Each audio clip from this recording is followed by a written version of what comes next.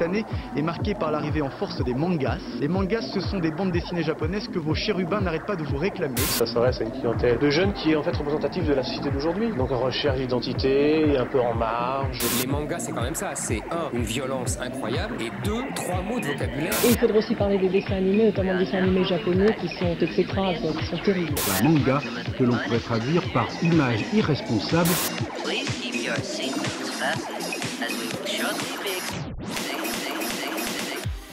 Bonjour, bonsoir à tous les amis, bienvenue dans BAM, Banger Anime Manga Masterclass, votre podcast préféré qui parle d'anime, de manga, de jeux vidéo, de culture japonaise et consorts. J'espère que vous allez toutes et tous très bien de là où vous nous écoutez. Je ne suis pas seul, Black Kaizoku est avec moi, salut Kai. Salut, ça va? Ça va très bien toi? Ça va super, bah on est dans une super saison d'animé. Ça, tu l'as déjà dit la semaine dernière. Il le faut, mais c'est la vérité. En vrai, changer de catchphrase. Non, en vrai, on est vraiment gâtés. Donc là, en tout cas pour cette émission, on va parler de quelque chose d'assez big et d'assez attendu. Effectivement, on vous garde le mystère, même si vous avez vu dans le titre, je pense, pour nous écouter aujourd'hui. Xella. Ouais, il y a des chances que s'ils ont cliqué sur le truc et qu'il y a écrit plutôt l'animé. Plutôt dans Mickey Mouse, là. Oui, plutôt dans Mickey Mouse. Oh. Tu le fais vraiment bien, hein, c'est ouf. Quand on voudra remplacer la voix de Mickey, on saura où aller. Mais ouais, non, du coup, on est. Ça va, tu vas bien? Non. Pourquoi donc? Dis-nous, vas-y. Parce qu'en fait, assieds-toi. Vu que ça allait bien. T'as fait quoi hier soir? Ça allait bien les épisodes précédents. Ça va? Tu vas bien? Ça va? Très bien. Allez, on va pouvoir du coup commencer le sujet du jour. C'est plutôt l'adaptation animée du manga de Naoki Urasawa qui sort du coup le 26 octobre chez Netflix. Et on a eu la chance, l'immense honneur d'être invité par Netflix directement dans leurs locaux pour voir les 2 premiers épisodes en avant-première de la série. Xel et moi, on a pu du coup s'y rendre l'autre jour. Avant de parler peut-être de la série en soi, parce que tu peux peut-être un petit peu parler de l'expérience de l'accueil du Big N. Oh waouh! On était accueillis en grande pompe. Ouais, déjà dans les beaux quartiers de Paris. Je vais pas liquer l'adresse pour l'instant. Et non, les locaux sont ouf. En vrai, les locaux sont ouf. Genre, ils ont des salles aux couleurs de chacune de leurs séries. C'est sur plusieurs étages, c'est big. Et genre, on arrive dans le hall. Une petite salle. Non, avant d'arriver dans le truc, il y avait une sorte de hall. Oui. La big statue de Stranger Things, là, le monstre là qui truc. Il y avait des boissons, il y avait de la bouffe, machin. On nous ramène dans une petite salle, effectivement. Une salle de projection. 8 places dans la salle. 8 places. Incroyable, des petits fauteuils. Là, on était vous voulez de l'eau, vous voulez un Kinder Bueno, des M&M's. J'étais comme un roi, comme ça, j'étais posé. Et je vois sur la télé Naoki Urasawa, assis, qui veut parler. Je me dis, là, bonjour chef. Bonjour tonton. Bonjour tonton, vous effectivement. Ici. Naoki Urasawa, évidemment, très grand auteur. Vous le connaissez peut-être pour Monster, pour 20th Century Boys, pour plein d'autres mangas. Voilà, la liste est longue. Hein. La liste est très très longue. Et vous le savez bien. C'est peut-être mon mangaka préféré. Voilà, oui. C'est en tout cas un des très grands auteurs de manga, on peut le dire. Billy Bats, évidemment. Toutes les histoires courtes. Yawara, qui est son premier fait. Donc, voilà, si vous pouvez lire du Naoki Urasawa, faites-le avec plaisir. Et l'excellence. C'est l'excellence incarnée. Ce mec, dans tout ce qu'il fait, dans la musique, J'ai ces 2 albums chez moi. Et ils sont vraiment bien. Le mec est trop fort. Donc encore une fois, merci beaucoup à Netflix de nous avoir invités et de pouvoir nous donner l'occasion d'en discuter en avant-première avec vous. Évidemment, il n'y aura aucun spoil. Bon, si vous avez lu le manga, vous savez de quoi ça parle plutôt. C'est l'adaptation. Le manga déjà est une adaptation d'une histoire d'Osamu Tezuka de Astro Boy. Voilà, ça part de ce postulat-là. C'est peut-être un manga, voilà, hommage à Osamu Tezuka, qui est sorti maintenant il y a quelques années, hein, même chez nous, chez Kana. Je crois qu'il y a une réédition, si vous voulez découvrir le manga en 8 tomes chez Kana, dans une belle box collector. Oui, donc si vous voulez. Régulièrement d'ailleurs. Ouais, c'est ça, c'est en 8 tomes, c'est ça qui est bien, c'est un petit manga en 8 tomes. Allez-y, foncez. Très rapidement, le synopsis, c'est l'histoire qui reprend le concept d'Astro Boy, mais dans un univers parallèle où les 7 robots considérés comme les plus puissants du monde sont à tour de rôle victimes de tentatives d'assassinat. Et on suit du coup Gesicht, robot enquêteur affilié à la police allemande, et qui est marqué, qui est chargé de retrouver le coupable de ces meurtres. Voilà, donc ça c'est un petit peu le postulat de départ de plus tôt. On a eu du coup l'occasion de voir les 2 premiers épisodes. Voilà, donc on va pouvoir parler que des 2 premiers épisodes évidemment et de pas toute la série. La série fera 8 épisodes de à peu près 1 heure par épisode. Le premier était de 70 minutes très précisément, le deuxième de 57 minutes à peu près. Ils sont Voilà, balèzes. on va dire 1 heure par, Donc, par quasiment épisode. un tome par. Ce sera un tome par ce ce sera sera épisode. un truc littéralement. Ça va être ça. Donc encore une fois, on va pouvoir en parler ce soir ensemble. Donc ça a commencé par un message de Naoki Urasawa, l'auteur du coup de Pluto. Il dit quoi brièvement? Il disait quoi, Xela? Qui était content que Pluto soit adapté et tout. Et c'est un petit message personnalisé pour la France. J'ai demandé Oh, directement à Netflix, il a fait le message uniquement pour la France. Il n'y a pas eu d'autres messages pour d'autres c'est pays. ça. Donc Ah, ça c'est cool. Et en plus, il est arrivé. On lui a dit, ouais, parle de la France. Il est arrivé avec un flex monumental. Il a fait, ouais, en 2018, j'ai fait une petite expo à Paris, à Angoulême aussi. D'ailleurs, j'ai fait un partenariat avec le Louvre pour Mizurichi. Ouais. Je crois que le manga s'appelle. Voilà. Donc, ouais, non, la France, pas mal. Je dis, ah, Petit flex. c'est Il fort. a le droit, effectivement. Tonton Urasawa a le droit de dire ce qu'il veut de toute façon. On a pu du coup voir les 2 premiers épisodes. Et qu'est-ce qu'on en a pensé? Waouh.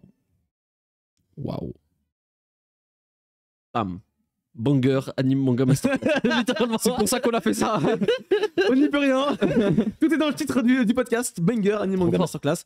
C'était absolument incroyable. J'ai passé vraiment 2 heures qui sont passées tellement vite et je veux tellement voir la suite. Je me grattais les veines. Je voulais Il y a que un ça moment où continue. l'épisode 3 a failli se lancer. J'étais en mode, ah, pourquoi pas, lâchez-nous ça un petit peu.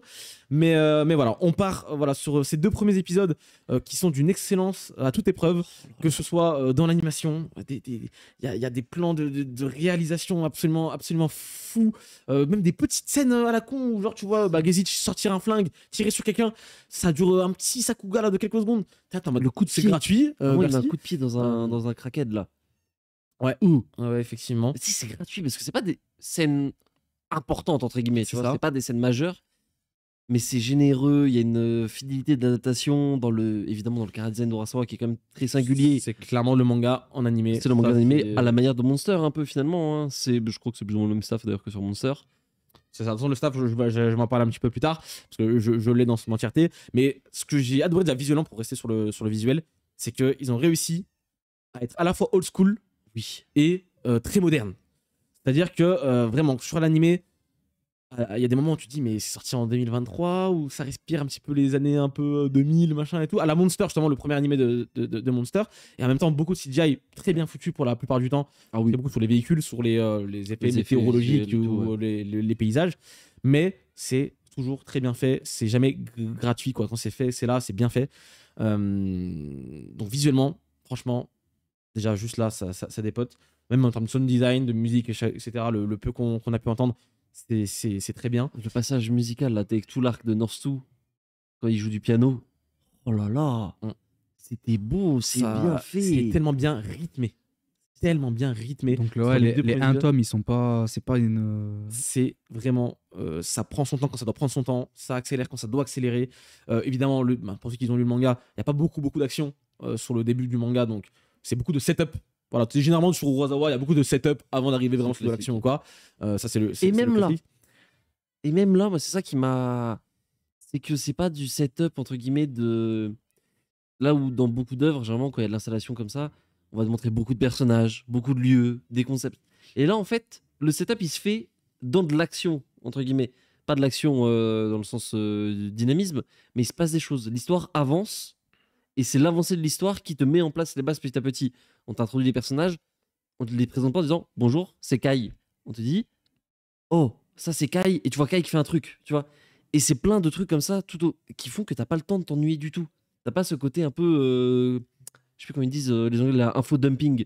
C'est juste on te balance des trucs à la tronche, et à la fin t'es ok, j'ai à peu près compris les concepts, on peut commencer l'histoire. Tout sert à quelque chose. C'est Quand ça. tu développes un personnage, quand tu prends tout le temps sur un personnage, il va se passer quelque chose avec ce personnage, il faut que tu sois attaché émotionnellement à celui-ci.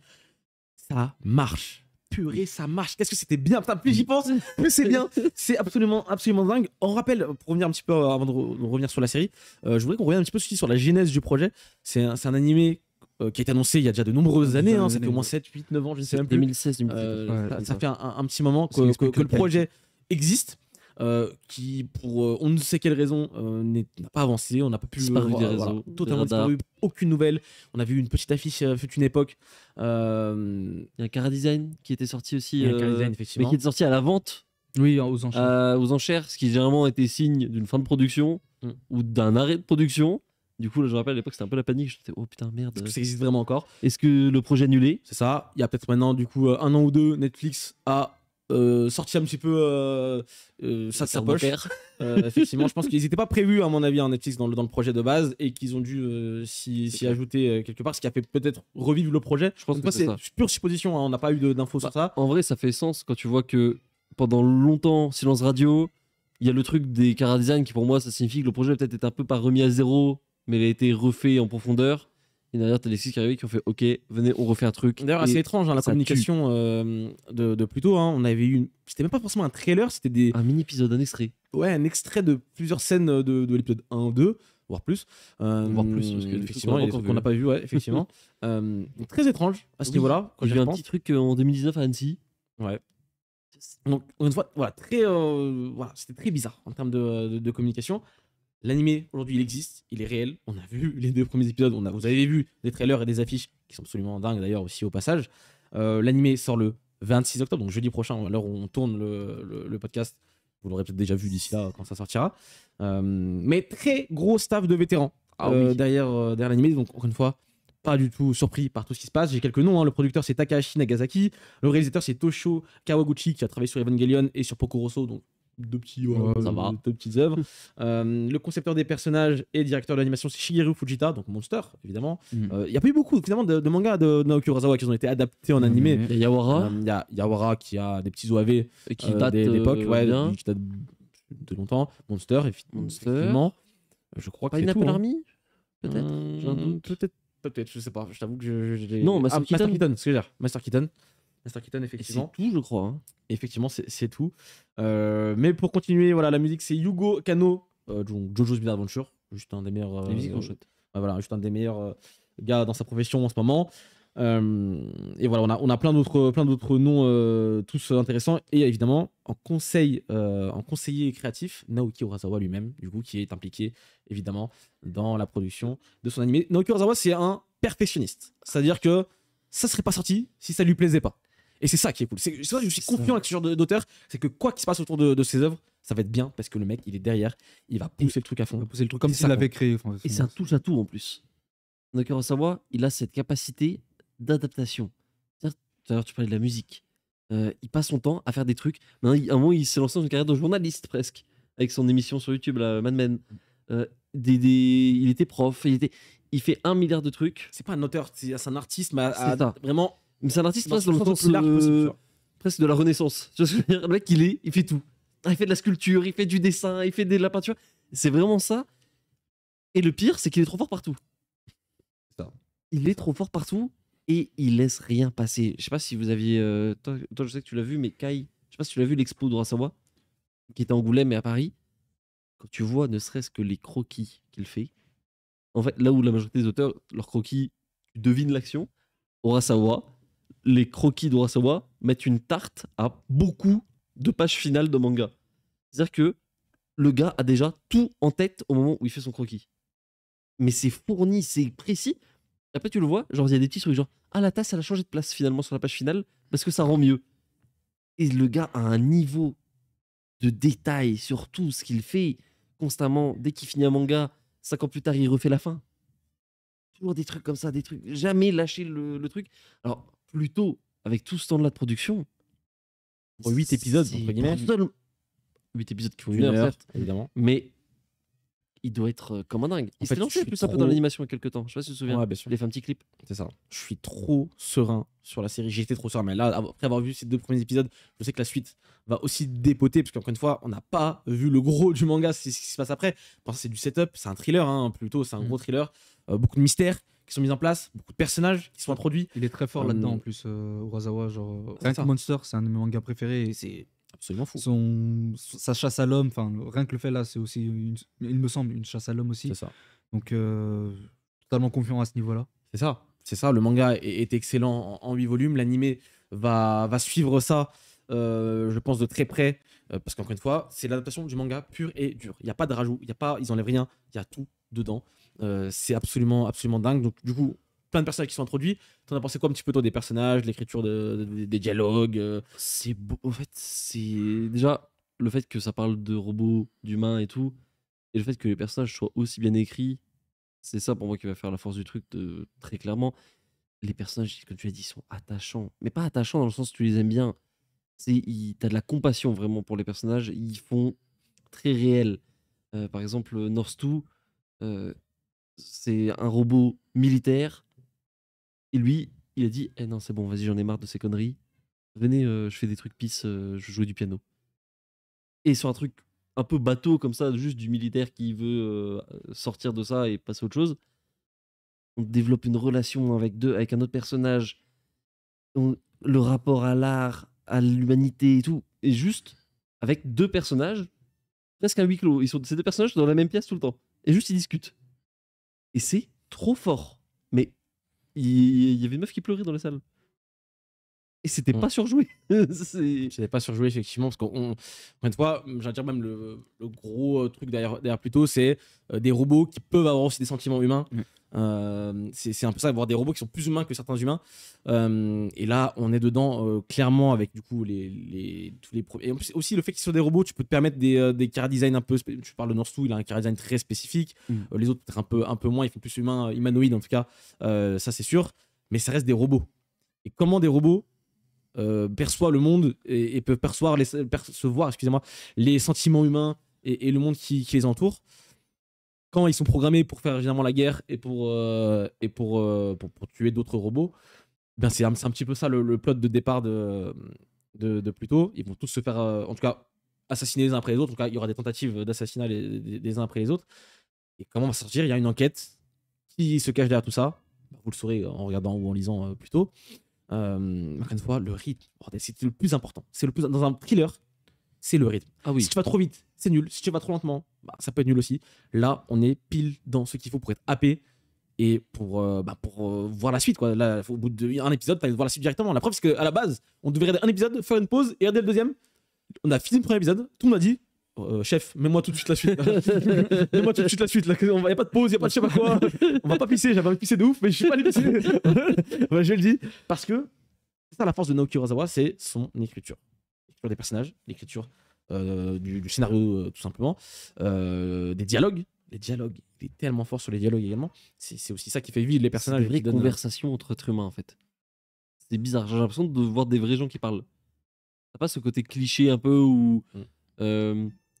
T'as pas l'impression d'avoir des personnages qui font une pièce de théâtre. Là où généralement dans l'animation, en vrai, t'as quand même ce truc-là, les gens ne parlent pas de manière naturelle, ils font des phrases un peu alambiquées ou quoi.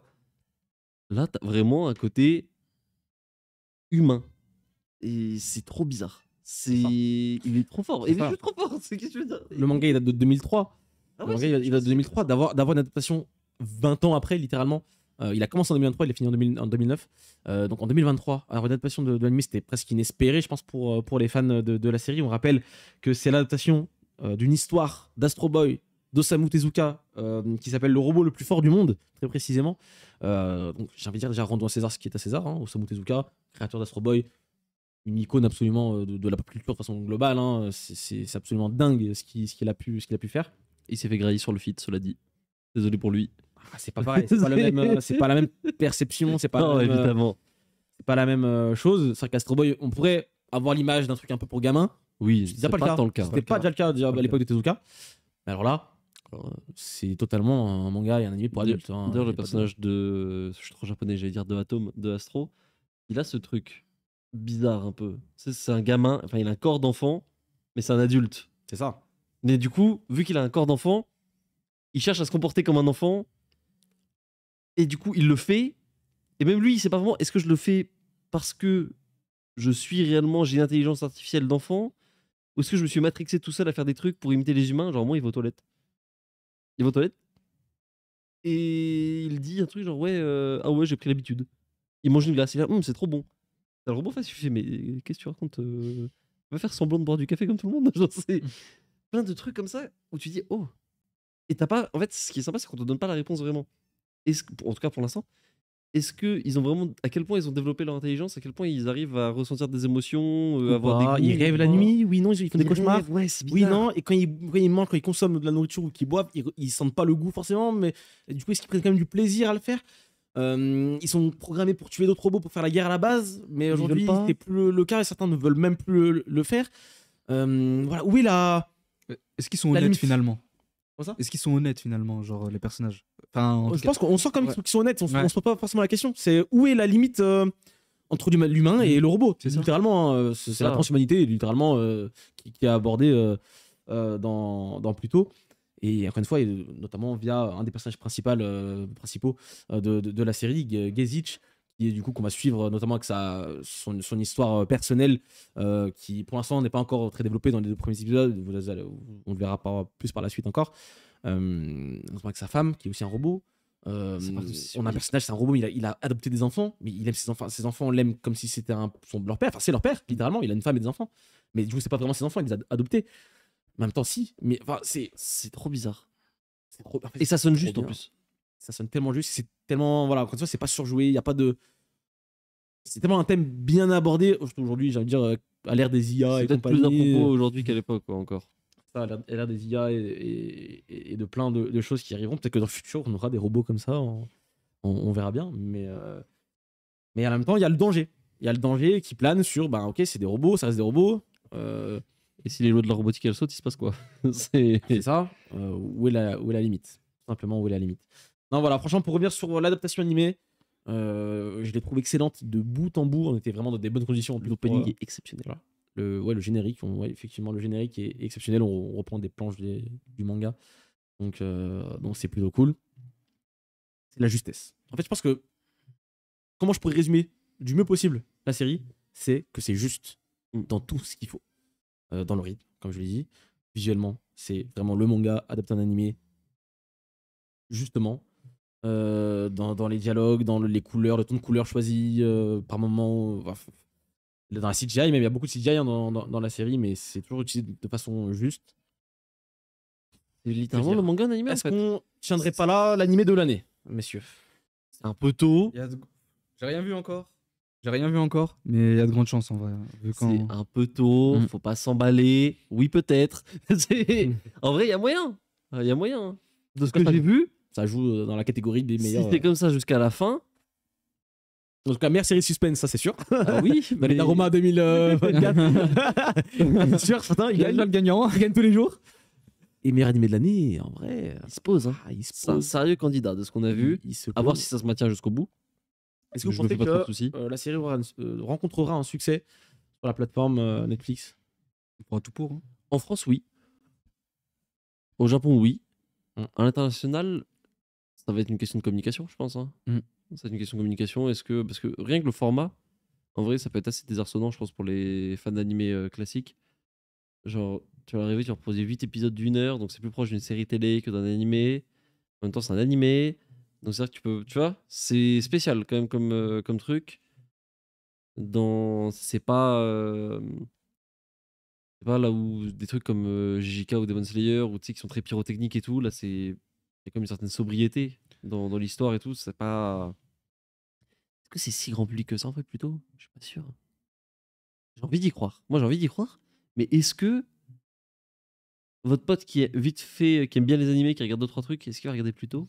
En fait, ça peut être cool dans le sens où ça reste un thriller. En même temps, Monster, le ça a du buzz. Hein. C'est ça. Non, mais le côté un peu thriller, le fait que tu vois, tu veux connaître la suite, qu'est-ce qui se passe, c'est qui fait ça, il y a qui se cache derrière ça, pourquoi ils font ça. Je pense que ça peut marcher quand même, tu vois. Ça peut marcher pour ce côté-là un peu, voilà, on veut savoir la suite, on veut savoir ce qui se passe. Ça sent que dans un monde futuriste évidemment, mais qui reste réel entre guillemets, entre grosses guillemets. Donc pourquoi pas. On a vu la série en VO. Malheureusement, on n'a pas pu écouter quelques extraits en VF, mais de ce qu'on sait, c'est que la VF est plutôt bien. Ouais, on a eu nous des l'a très bons beaucoup retours sur la recommandé. VF. Donc pourquoi pas. On est resté sur la VO pour nous. Bah voilà, en fait, plutôt c'est validé. Hein. C'est banger, masterclass, c'est tout en même temps. Il a tous les titres. C'est- Il a tous les titres. Et Ça on sort joue quand Le 26. le 26 octobre, très précisément. Donc voilà, franchement, on vous le recommande vivement si vous êtes fan d'animé tout court, si vous êtes fan de Naoki Urasawa ou pas. si vous avez lu plus tôt ou pas, je pense que ce sera une bonne porte d'entrée aussi. Donc, Et par contre, je pense que vous pouvez peut-être regarder ça avec des gens qui sont pas dans les animés, pour le coup. Là où je dis que les fans d'animés classiques allaient peut-être avoir un peu de mal, Naoki Urasawa, je trouve que c'est le bon Oui, truc. Tu sais, tu peux le manga que tu files à ton daron, tu vois. Mm. Et bah là, je pense que plutôt, ça peut aller chercher un public insoupçonné, par contre.